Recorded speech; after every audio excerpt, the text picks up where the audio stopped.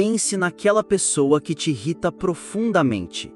Aquele colega de trabalho preguiçoso, aquele parente arrogante, aquele amigo egoísta. Você aponta o dedo, julga e se sente superior. Mas, e se eu te dissesse que a raiva intensa que você sente não é sobre eles? E se for, na verdade, um reflexo? Um espelho mostrando uma parte de você mesmo que você se recusa a ver. O psicólogo Carl Jung chamou essa parte de a sombra. É o porão escuro da nossa psique, onde jogamos todas as qualidades que consideramos inaceitáveis. Nossa raiva, nossa inveja, nossa preguiça, nossa ganância. É o lado que tentamos esconder do mundo e, principalmente, de nós mesmos. Nós passamos a vida fingindo que este porão não existe, mas ele existe. E quanto mais o ignoramos, mais ele bate na porta, se manifestando em nossas vidas de formas que não controlamos. Este não é um vídeo sobre o bem contra o mal, é uma investigação sobre o todo e sobre a coragem necessária para, finalmente, acender a luz. A formação da nossa sombra começa no momento em que nascemos. Como bebês, somos seres completos, expressamos raiva, alegria, egoísmo e amor com a mesma naturalidade. Não há julgamento. Mas então, a socialização começa. Nossos pais, professores e a sociedade nos dão um manual de instruções sobre como ser uma boa pessoa. Não seja egoísta, não seja barulhento, não fique com raiva.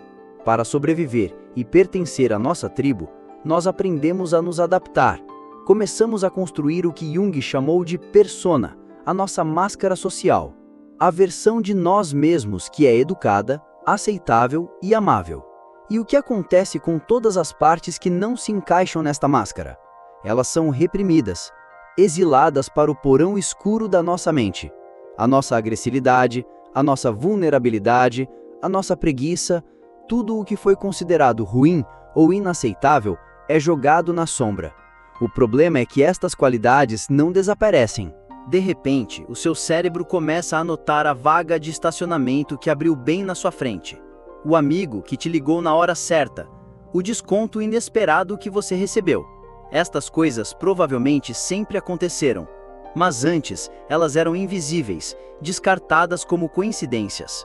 Agora, com o novo filtro, elas se tornam provas da sua sorte. Você não está mudando a realidade, você está mudando o seu foco. É um truque de percepção. A sua mente, que antes era uma advogada de acusação, construindo um caso para sua própria miséria, agora se torna sua advogada de defesa, coletando evidências para sua própria fortuna. E esta mudança de foco, por si só, já é suficiente para transformar radicalmente a sua experiência subjetiva da vida. O segundo e mais perigoso aspecto da sombra é que quanto mais a reprimimos, mais ela controla a nossa vida de formas que não percebemos. Uma das suas táticas favoritas é a projeção. A projeção é o mecanismo de defesa inconsciente de ver as nossas próprias qualidades inaceitáveis nos outros. É por isso que aquela pessoa arrogante te irrita tanto. Talvez seja porque você reprimiu a sua própria ambição e autoconfiança para ser o mais humilde. É por isso que a preguiça do seu colega te tira do sério. Talvez seja porque você se nega o direito de descansar, vivendo em um estado de produtividade tóxica. A sombra grita por atenção. E se não a ouvimos dentro de nós, nós a vemos em todo lugar lá fora. O mundo se torna uma tela onde projetamos os nossos próprios demônios não reconhecidos. Outra tática é a autossabotagem. A sua parte consciente quer o sucesso, mas a sua sombra, que talvez carregue a crença de que você não é bom o suficiente, trabalha nos bastidores para garantir que você fale, provando que ela estava certa o tempo todo. Ela se manifesta em explosões de raiva inexplicáveis, em atos impulsivos que destroem seus relacionamentos, em uma ansiedade que parece vir do nada. A sombra não quer te destruir, ela quer ser vista.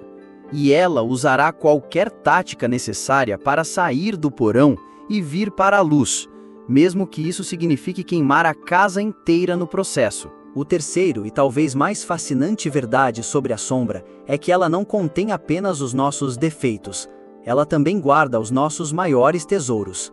Pense em todas as qualidades que você teve que reprimir para se encaixar. Talvez, quando criança, você fosse extremamente criativo e sonhador, mas foi ensinado a ser realista e prático. A sua criatividade foi exilada para a sombra. Talvez você fosse assertivo e confrontador, mas foi ensinado a ser bonzinho e a evitar conflitos. A sua força e a sua capacidade de impor limites foram jogadas no porão. Talvez você fosse sensível e vulnerável, mas aprendeu que homens não choram ou que mulheres precisam ser fortes. A sua capacidade de conexão emocional profunda foi reprimida. A nossa sombra, portanto, não é apenas o nosso lixo, é também o nosso ouro não reclamado. Ela contém a nossa espontaneidade, a nossa agressividade saudável, a nossa sexualidade e a nossa criatividade selvagem. São as partes de nós que eram demais para o nosso ambiente inicial, as partes que tivemos que cortar para caber em uma caixa menor. A jornada para a sombra não é apenas sobre confrontar nossos demônios, é sobre resgatar os nossos superpoderes esquecidos. É sobre reivindicar as partes mais vibrantes e autênticas de nós mesmos que sacrificamos em nome da aceitação. Se a ideia de que a sua maior força pode estar escondida no lugar que você mais teme te parece uma revelação, saiba que este é o tipo de paradoxo que constitui a experiência humana. Se este vídeo está te ajudando a olhar para si mesmo com mais profundidade, considere deixar um gostar e inscreva-se para continuarmos a explorar juntos este manual de sobrevivência. Então, o que significa integrar a sombra? Significa que devemos nos tornar pessoas más e egoístas? Não. Significa o exato oposto. A integração da sombra não é sobre agir de acordo com os nossos impulsos mais sombrios. É sobre reconhecê-los. É o ato de descer ao porão, acender a luz e, em vez de encontrar um monstro, encontrar uma parte assustada e negligenciada de si mesmo. Integrar a sombra significa admitir: sim, uma parte de mim é capaz de sentir inveja. Uma parte de mim pode ser preguiçosa. Uma parte de mim pode ser egoísta. No momento em que você admite isso, o poder que essas qualidades tinham sobre você diminui.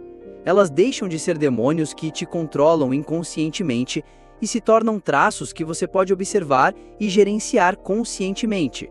Você para de projetá-los nos outros. Você para de ser controlado por eles. A integração da sombra é o que nos torna completos. Uma pessoa que nega sua própria capacidade para a raiva é, muitas vezes, a mais assustadora, porque a sua raiva se manifesta de formas passivo-agressivas. Uma pessoa que reconhece a sua própria raiva, por outro lado, pode aprender a usá-la de forma construtiva, para defender seus limites e lutar por justiça. O objetivo não é ser um santo sem defeitos. O objetivo é ser um ser humano completo, consciente tanto da sua luz quanto da sua escuridão. E é nesta totalidade que encontramos a verdadeira força e a autêntica compaixão. A sombra do cérebro não é um inimigo a ser derrotado. É um aliado a ser compreendido. É o guardião das partes de nós que foram feridas, rejeitadas e esquecidas. Ignorá-la não a faz desaparecer, apenas a torna mais poderosa e mais desesperada para ser ouvida. A jornada para a totalidade exige coragem. A coragem de olhar para o espelho e ver não apenas a máscara que apresentamos ao mundo, mas também tudo o que escondemos por trás dela. Exige a compaixão de perdoar a si mesmo por não ser perfeito, e exige a sabedoria de entender que a luz mais brilhante só pode existir quando reconhecemos a escuridão que a torna possível. O seu potencial mais profundo não está na sua persona polida, mas no ouro que você enterrou no porão da sua mente. A questão não é se você vai encontrar a sua sombra. A questão é se você vai fazer isso de forma consciente, por escolha, ou se vai esperar que ela arrombe a porta e tome o controle da sua vida. No final das contas, lembre-se, hoje é só um dia qualquer para o resto do universo. E você? Qual é a característica nos outros que mais te irrita? Talvez a resposta diga mais sobre você do que sobre eles. Compartilhe sua reflexão nos comentários. Se este vídeo te deu coragem para olhar para o seu próprio porão, deixe um gostar e inscreva-se para mais guias de sobrevivência. E já que estamos falando sobre como nosso cérebro lida com a perfeição, Confira este vídeo sobre a síndrome da garota de sorte e a necessidade de otimismo. E claro, se houver algum outro paradoxo do cérebro que você queira que a gente desvende, deixe sua sugestão. Até a próxima! E que você tenha coragem de ser completo, não apenas bom.